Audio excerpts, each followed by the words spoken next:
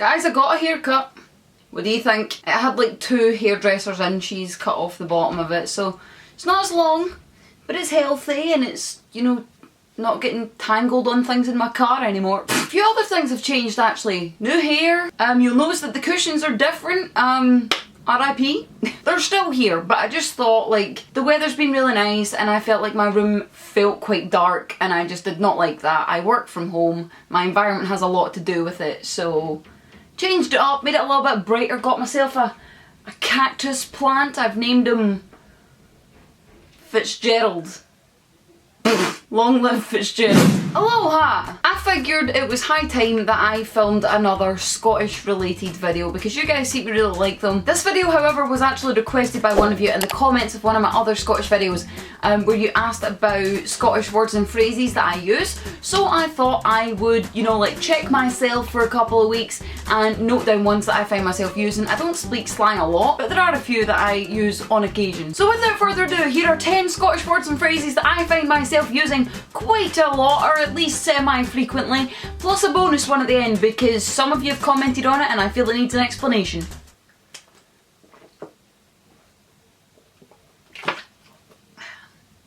Enjoy. 100% gonna make me burp.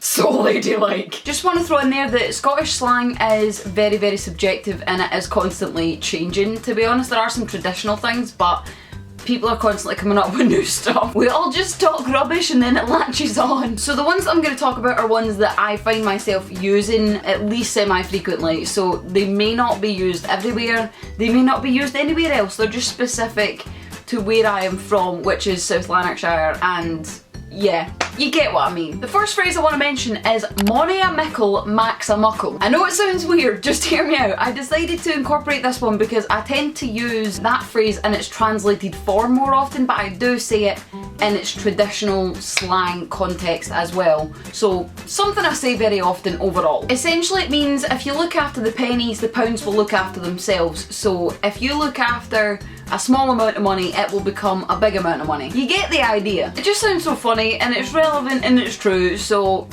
why not? The next phrase, I'm sure most of you, or at least some of you, will have heard of the Scottish slang phrase giving it laldy. Well, where I come from, it is more common to say giving it yaldy. Yaldy and laldy pretty much mean the same thing anyway, so it doesn't make that much of a difference. It's just what we tend to say where I'm from. If you are giving it yaldy, you are giving it your all. You're putting everything you've got into it. You're having a fantastic time.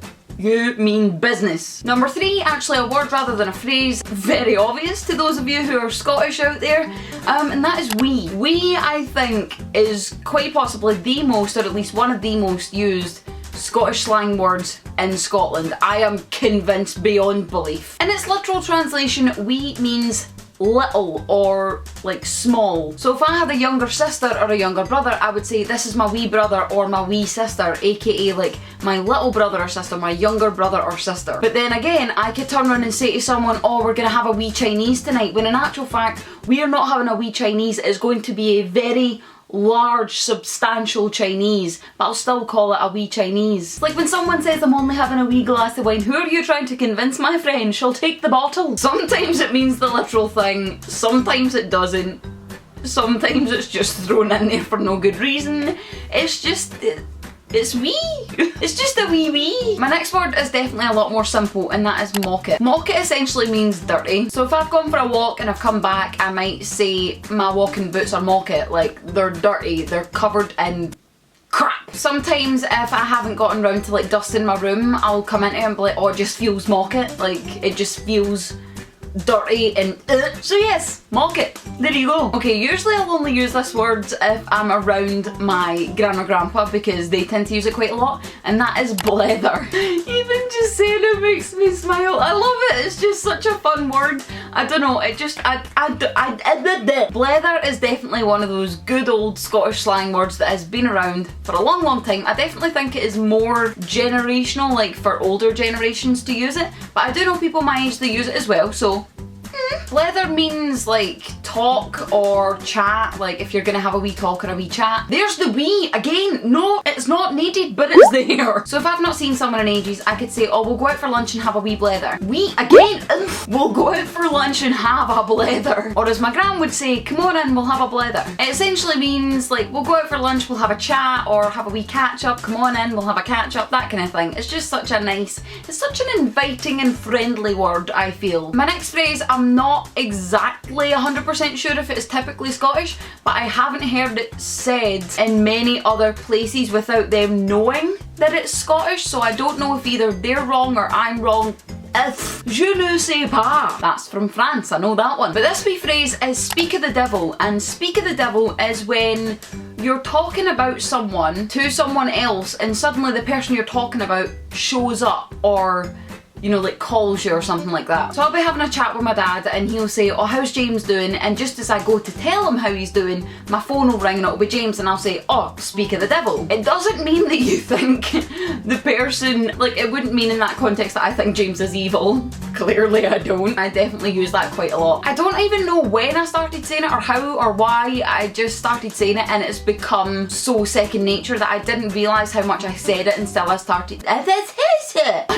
started consciously thinking about slang words and phrases that I use. I didn't realise, but there you go. The more you know. My next one, I love this one. I don't use it as much now. I definitely used it when I was younger.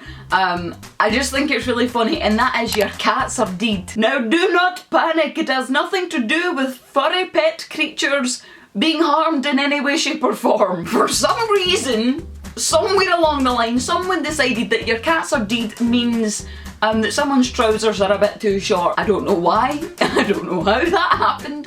If anyone knows, please do let me know in the comments because I just really want to know where that comes from, but I do love the phrase. So the next time you see someone stoating about with their trousers halfway up their ankles when they should not be, their cats are dead. This next one, I'm very familiar with this. People say this to me a lot. Pili wally. In its simplest form, Pili wally essentially means pale, and it is sometimes in reference to someone being ill or hungover, but not always. Even though I find that some people will say, oh, you're not looking too well, you're a wee bit pili wally, and I'm just like, it's my skin tone. Thank you! This is definitely a good word. I use this quite a lot, and that is scran. Scran means food. And I definitely, you know, started using the word scran in my teenage years because when you come in and you've had a couple of drinks and you're drunk, let's just call it, yeah.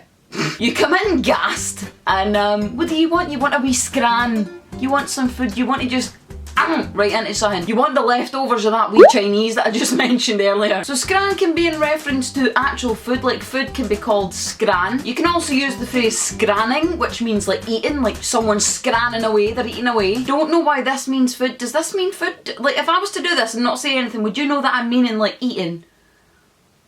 Strange. Also, you can use the phrase scranning my wee pannin. This isn't a new phrase, this isn't number 10, but this is just in reference to the word scran. Scranning my wee pannin means like, if I'm really hungry, like if I've been waiting all day for my Sunday dinner, I'ma scran my wee pannin. Like I'ma eat so much food. On Christmas Day, people tend to scran their wee pannin and then roll about on the floor for hours going, help me. So there you go, love a wee scran. The last of the 10 before we get to our bonus one is fizzy juice. Doesn't sound so much like a slang word, but I never hear fizzy juice being called fizzy juice elsewhere.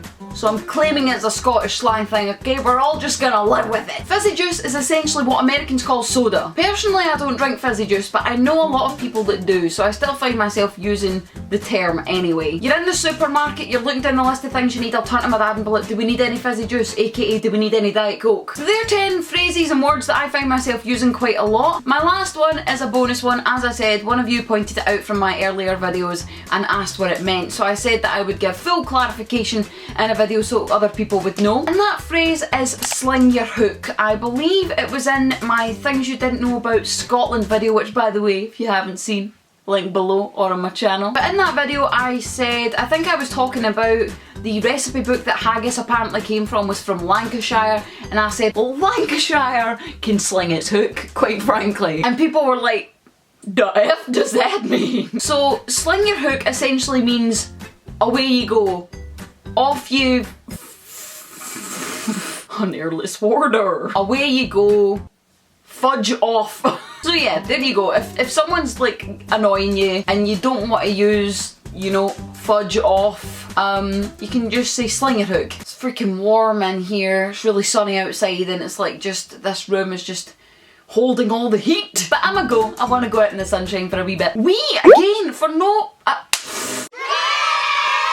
Anyway, thanks for watching. Please let me know in the comments if you know of any other Scottish slang that you really like, or words or phrases that you don't know the name of, that you've heard, that you would like some clarification on. Can't guarantee that I'll know them all off the top of my head. I may need to turn to Google, but that's fine. At least we'll all know the answers at the end of the day. Also, if you could let me know of any of the ones that I have said. I know that they're not all going to be particular to the area in which I live. I know some of them will be more widespread than that. So let me know if you use them or hear them in places that you live in Scotland, if you are from Scotland. That would be very helpful. But yes, I'm done with this video. Hope you enjoyed it. Hope you had a good time. I definitely did. Just for the gits and shiggles, and for those of you who do like Scottish based content, my Scottish playlist will be right over there.